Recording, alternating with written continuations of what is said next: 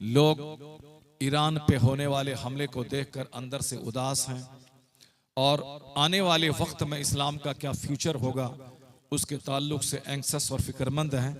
इसलिए मैंने एक इस्लामी अकीदा आपके सामने रख दिया कि वक्ती तौर पर हालात चाहे जैसे भी बिगड़ जाएं, वक्ती तौर पर टेम्पोररी तौर पर हमारी बदअमली की, हमारे इंतशार की, हमारी टूट फूट की, हमारे आपसी दुश्मनी की, हमारी बिगाड़ की, जिस तरह हम घर में 4 भाई आपस में टूटे हैं, 2 भाई आपस में टूटे हैं, दूसरे की बोली अच्छी लगती है, अपने भाई की बोली अच्छी नहीं लगती है, दूसरों से दोस्ती है, अपने भाई से दुश्मनी है।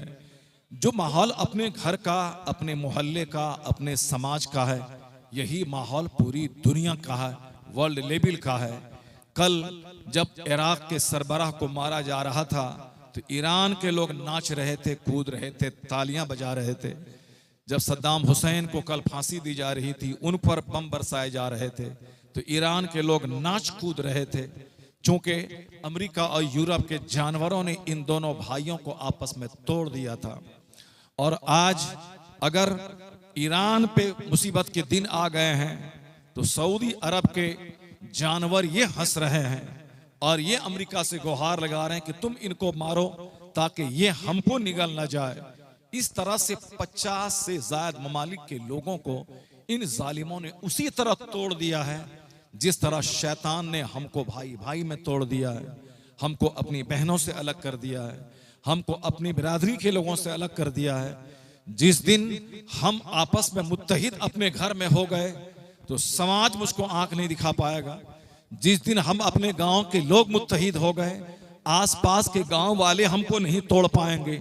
और जिस दिन दुनिया भर के सारे मुस्लिम कंट्रीज के लोग मुत्तहिद हो गए, उस दिन अमेरिका और यूरोप को मुंह छुपाने की जगह नहीं मिलेगी, क्योंकि किसी भी मजहब के मानने वालों के पास उतने ममालिक नहीं हैं जितने ममालिक मुसलमानों के पास मौजूद हैं। ये लोग टूटे हैं, इसलिए दुश्मन फायदा उठा रहा है।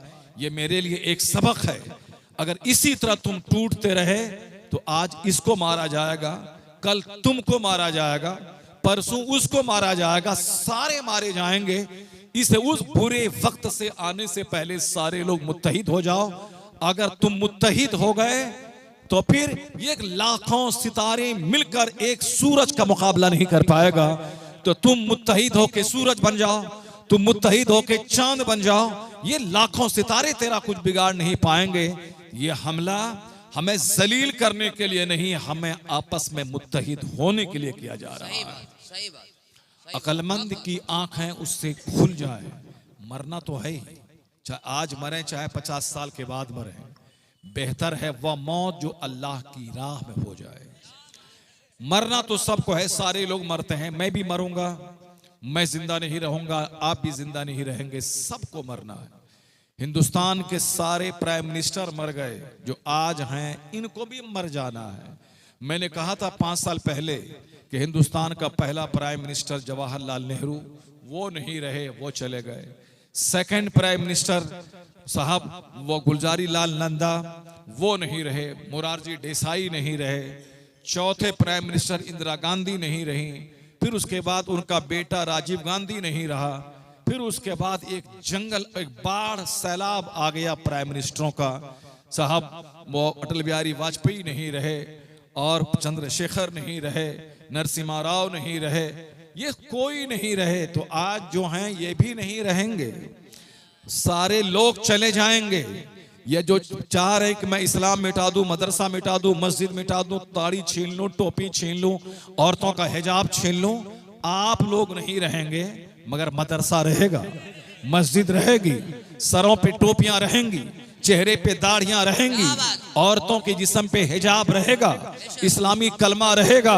मिटाने वाले आपसे बड़े ताकतवर थे 500 साल पहले कि मैं मिटा दूंगा, मगर वो सारे मिट गए, मगर इस्लाम मिट नहीं पाया, क्योंकि इस्लाम वो पौधा है जिसको जितना काटने की कोशिश की जाती है उतना ही ज्यादा ये पौधा हरा भरा होता जाता है। इसलिए कहने वाले अल्लामा काफी ने बड़ी जबरदस्त बात कह दी कि मैं मर जाऊंगा मगर इस्लाम नहीं मरेगा।